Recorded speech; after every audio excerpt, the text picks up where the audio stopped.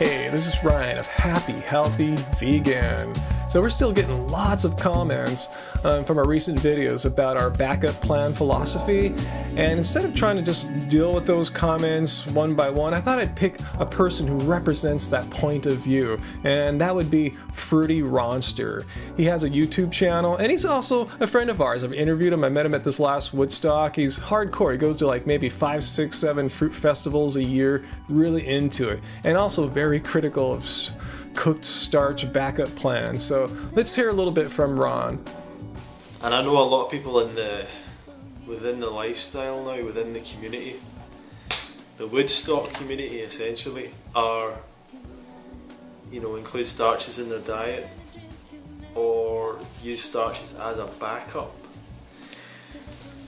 I would say that starches shouldn't really be in your mind as a backup if you want to be a raw foodist or if you want to be part of 80-10-10.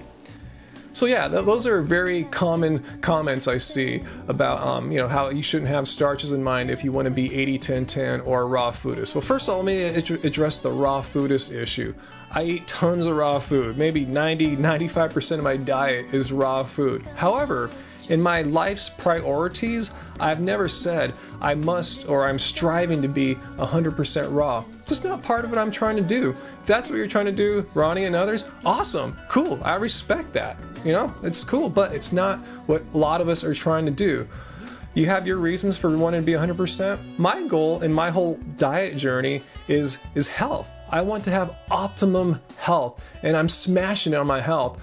Let's see your blood results, Ronnie. Have you got yours tested? I put mine up about a month ago after being 3 years vegan, and in that time I've been raw, I've been having starches, and I'm smashing it. My doctor said, you're completely healthy, I have no worries about you. So, and I've just, my fitness is at an all-time high. I can't imagine if I were 100% raw, I'd be like Superman or something like that with even better blood results. And I really think the community, the Woodstock community, should shoot for the highest kind of quality of health and life that they can, and not sit back on this starches thing. Like, it's like you cut all this stuff out of your diet, like meat and dairy and processed food and everything else, and then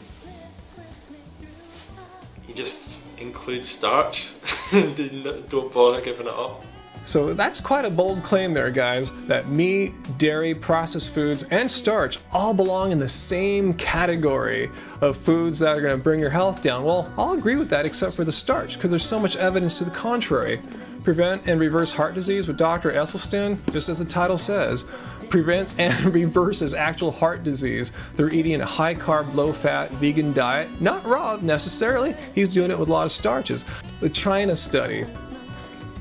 And just to quickly summarize that, people eating starches in Asia kicking butt health-wise over people that are eating a standard American diet full of processed foods, meat, and dairy. Really, it's just another addiction. It's another poor quality food. It's not human food. It's Starches are addicting. That sounds a bit like dogma to me. I've never seen any facts, any evidence to that. To support that point of view. In fact, in this book, Dr. Neal Barnard, Breaking the Food Seductions, he lists many foods that have addictive properties about them. For instance, dairy. Did you know that dairy contains morphine? That's why it's so hard to quit cheese if you're a vegetarian. But starches aren't in here. So again, please correct me. I'd love to see the evidence that shows starches are addicting. But why are we calling it addicting? Just because someone likes to eat them? Couldn't that argument be made for fruit? If someone eats fruit all the time and goes to fruit festivals, maybe you're addicted to fruit? I don't know. What's the definition of addiction? For me, it's the medical definition of food or substance that causes physical dependency and therefore has withdrawal symptoms if you try to give it up. And I'm sorry, not eating potatoes or rice, there's no withdrawal symptoms for that. There's so many excuses, like the fruit's really bad or the fruit doesn't taste good. It's like, what are you talking about? Of course, if you start to incorporate starch into your diet, that it's more stimulating, more addicting, and fruit isn't going to taste good anymore.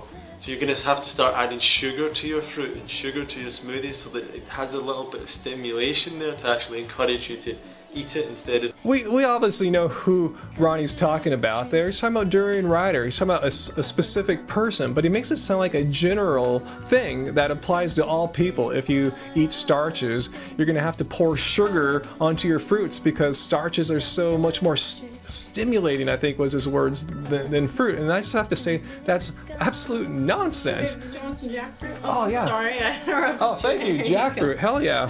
Jackfruit, guys. Oh, hey. Boy, this light is bright. Thank you. Oh yeah. Love it. Good find today. I love it. Well, I'll let you get back to it. Okay, thank you. I just wanted to bogart it off. God damn, that's a good one. I know. So, listen, that's, there's no general rule that applies there.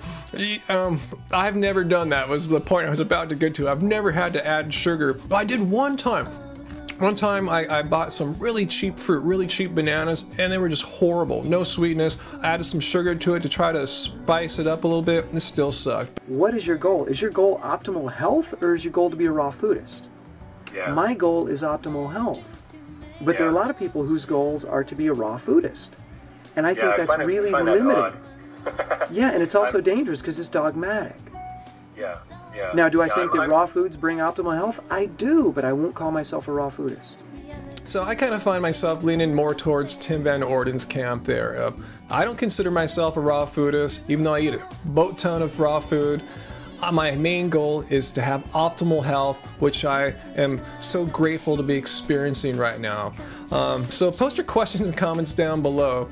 Do you still think this whole backup plan is for lazy wussies and I should just eat salad if I'm starving? That won't work for me. It'd be 200 carb, eat salads all day.